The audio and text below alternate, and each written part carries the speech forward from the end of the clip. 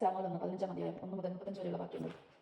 സാവൂൾ കൽപ്പന ലംഘിക്കുന്നു. Samuel സാവൂളിനോട് പറഞ്ഞു, തന്റെ ജനമായ ഇസ്രായേലിന്റെ രാജാവായി നിന്നെ അഭിഷേകം ചെയ്യാൻ കർത്താവിനെ അയച്ചിരിക്കുന്നു. അതിനാൽ കർത്താവിന്റെ വചനം കേട്ടുകൊള്ളുക. സൈന്യങ്ങളുടെ കർത്താവ് അരുളി ചെയ്യുന്നു, ഇസ്രായേലിയർ ഈജിപ്തിൽ നിന്ന് പോരുമ്പോൾ വഴിയിൽ വെച്ച് അവർ എതിർത്തതിന് ഞാൻ അമലേര്യരെ ശിക്ഷിക്കും. ആകയാൽ നീ പോയി അമലേര്യരോടെല്ലാം വധിക്കുകയും അവർക്കുള്ളതെല്ലാം നശിപ്പിക്കുകയും ചെയ്യുക. ആരും അവശേഷിക്കാത്ത വിധം സ്ത്രീ പുരുഷന്മാരെയും കുട്ടികളെയും ശിശുക്കളെയും മാടുകളൊട്ടകങ്ങൾ കഴുതുകൾ എന്നിവയെയും കൊന്നുകളയുക. സാവൂൾ ജനത്തെ വിളിച്ച് കൂട്ടി ഈ വെച്ച് അവരെ എണ്ണി തിട്ടപ്പെടുത്തു. 2,00,000 കലാൾപ്പടയിൽ യൂദാ ഗോത്രക്കാരനായ 10,000 പേരുണ്ടായിരുന്നു. അനന്തരം സാവൂൾ അമോര്യക്കാരുടെ നഗരത്തിൽ വെച്ച് താഴ്വരയിൽ പതിയിരുന്നു. കേന്യനോട് അവർ പറഞ്ഞു, ഞാൻ നിങ്ങളെ അമേരിക്കാരോടൊപ്പം നശിപ്പിക്കാതിരിക്കേണ്ടതിന് അവരുടെ ഇടയിൽ നിന്ന് മാറിക്കൊള്ളുവേൻ. ഇസ്രായേലിൽ ഈജിപ്തിൽ നിന്ന് പോരുമ്പോൾ നിങ്ങൾ അവരുടെ കാരുണ്യം കാണിച്ചല്ലോ. അങ്ങനെ കേന്യർ അമേരിക്കാർക്കിടയിൽ നിന്ന് മാറി താമസിച്ചു. സാവൂൾ ഹവീല മുതൽ ഈജിപ്തിനും കിഴക്കേ ഷൂർ വരെയുള്ള അമേരിക്കാരെല്ലാവരെയും സംഭരിച്ചു. അമേരിക്കാരുടെ രാജാവായ അഗാഗിനെ അവൻ ജീവനോടെ പിടിച്ചു. ജനത്തെ അപ്പാടെ വാളിനിരയാക്കി. എന്നാൽ സാവൂളും ജനവും അഗാഗിനെയും ആൾമാടുകൾ, തടിച്ച മൃഗങ്ങൾ, കടിഞ്ഞൂലുകൾ എന്നിവയിൽ ഏറ്റവും നല്ലവയും ഉത്തമമായവയ്ക്ക് നശിപ്പിക്കാതെ സൂക്ഷിച്ചു. നിന്ദ്യവും നിസ്സാരവുമായ ഇവയെ അവൻ നശിപ്പിച്ചു. കർത്താവ് സാമുവേലിനോട് അരുളി ചെയ്തു, സാവൂളിനെ രാജാവാക്കിയത് ഞാൻ ഖേദിക്കുന്നു. അവൻ എന്നിൽ നിന്ന് അകലുക, ഈ വലിയ കൽപ്പനകൾ നിറവേറ്റാതിരിക്കുകയും ചെയ്തിരിക്കുന്നു. സാമുവേൽ കോപകുലനായി രാത്രി മുഴുവൻ കർത്താവിനോട് കരഞ്ഞപേക്ഷിച്ചു. സാവൂളിനെ പ്രഭാതത്തിന് മുൻപേ കാണാൻ സാമുവേൽ നേരത്തെ എഴുന്നേറ്റു. എന്നാൽ സാവൂൾ കാർമേലിലെത്തി അവൻ തന്നെ വിജയസ്തംഭം നാട്ടിയിട്ട് ഗിൽഗായിലേക്ക് മടങ്ങിപ്പോയെന്ന് സാമുവേലിന് അറിവ് കിട്ടി.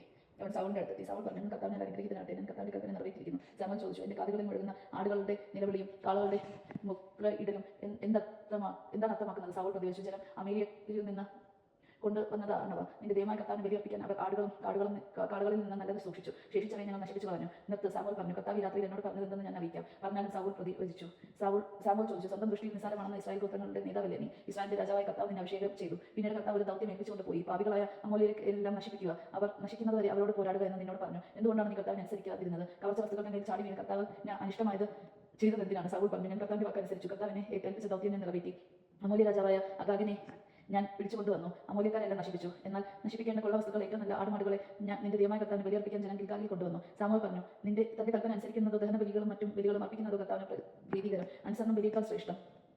മുട്ടാടുകളുടെ മെതാസിനേക്കാൾ ഉത്കൃഷ്ടം. മത്സര്യം മന്ത്രവാദം പോലെ പാപമാണ്. മർക്കടമുഷ്ടി വിഗ്രഹാരാധന പോലെയും. കർത്താവിന്റെ വചനം നീ തിരസ്കരിച്ചതിനാൽ അവിടുന്ന് രാജ്യത്തിൽ നിന്ന് നിന്നെയും തിരസ്കരിച്ചിരിക്കുന്നു. സാവൂൾ പറഞ്ഞു, ഞാൻ പാപം ചെയ്തു പോയി. ജനത്തെ ഭയപ്പെട്ട് അവരുടെ വാക്ക് ഞാൻ അനുസരിച്ചു. കർത്താവിന്റെ കൽപ്പനകളും അങ്ങയുടെ വാക്കുകളെയും ലംഘിച്ച് ഞാൻ തെറ്റ് ചെയ്തു. അതിനാൽ എന്റെ പാപം ക്ഷമിക്കണമെന്ന് കർത്താവിനെ ആരാധിക്കുന്നതിന് അങ്ങ് എന്നോട് കൂടെ വരണമെന്നും ഇപ്പോൾ ഞാൻ അപേക്ഷിക്കുന്നു. സാമുവേൽ പറഞ്ഞു, ഞാൻ നിന്നോടൊത്ത് വരില്ല. നീ കർത്താവിന്റെ വചനം തിരസ്കരിച്ചതിനാൽ ഇസ്രായേലിന്റെ രാജാവായിരിക്കുന്നതിൽ നിന്ന് നിന്നെയും അവിടുന്ന് തിരസ്കരിച്ചിരിക്കുന്നു. സാമുവേൽ മടങ്ങിപ്പോകാൻ കഴിഞ്ഞപ്പോൾ സാവൂൾ അവന്റെ മേലങ്കിയുടെ വിളുമ്പിൽ പിടിച്ചു നിർത്തി. അത് കീറിപ്പോയി. സാമുവേൽ പറഞ്ഞു, കർത്താവ് ഇസ്രായേലിന്റെ രാജ്യത്ത് നിന്നിൽ നിന്ന് വേർതിരുത്തി നിന്നെ കളത്തമായ ഒരു അയൽക്കാരന് കൊടുത്തിരിക്കുന്നു. ഇസ്രായേലിന്റെ മായവൻ കള്ളം പറയുകയും അനുദപിക്കുകയോ ഇല്ല. അനുദപിക്കാൻ അവിടുന്ന് മനുഷ്യനല്ലല്ലോ. സാവൂൾ പറഞ്ഞു, ഞാൻ പാപം ചെയ്തു പോയി. എങ്കിലും ഇപ്പോൾ പ്രമാണികളുടെയും ഇസ്രായേലിയുടെയും മുൻപിൽ എന്നെ ബഹുമാനിച്ച് അങ്ങയുടെ ദൈവമായ കർത്താവിനെ ആരാധിക്കാൻ എന്നോട് കൂടെ വരണമേ. സാമുവേൽ എന്നോട് കൂടെ പോയി. സാവൂൾ കർത്താവിനെ ആരാധിച്ചു. അനന്തരം സാമുവേൽ കൽപ്പിച്ചു, അമോര്യരുടെ രാജാവായ അഗാഗിനെ ഇവിടെ എന്റെ അടുക്കൽ കൊണ്ടുവരിക. അഗാഗ് സന്തുഷ്ടനായി അവന്റെ അടുക്കൽ വന്നു. വർണ്ണം ഒഴിഞ്ഞു പോയല്ലോ എന്ന് ആശ്വസിച്ചു. സാമുവേൽ പറഞ്ഞു, നിന്റെ വാൾ സ്ത്രീകളെയും സന്താനരഹിതരാക്കിയിരിക്കുന്നത് പോലെ നിന്റെ അമ്മയും സന്താനരഹിതരാകട്ടെ. അനന്തരം സാമുവേൽ ഗിൽഗാലിൽ കർത്താവിനെ മുന്നിൽ വെച്ച് അഗാഗിനെ തുണ്ടമാക്കി. പിന്നീട് അവൻ റാമയിലേക്ക് പോയി. സാവൂൾ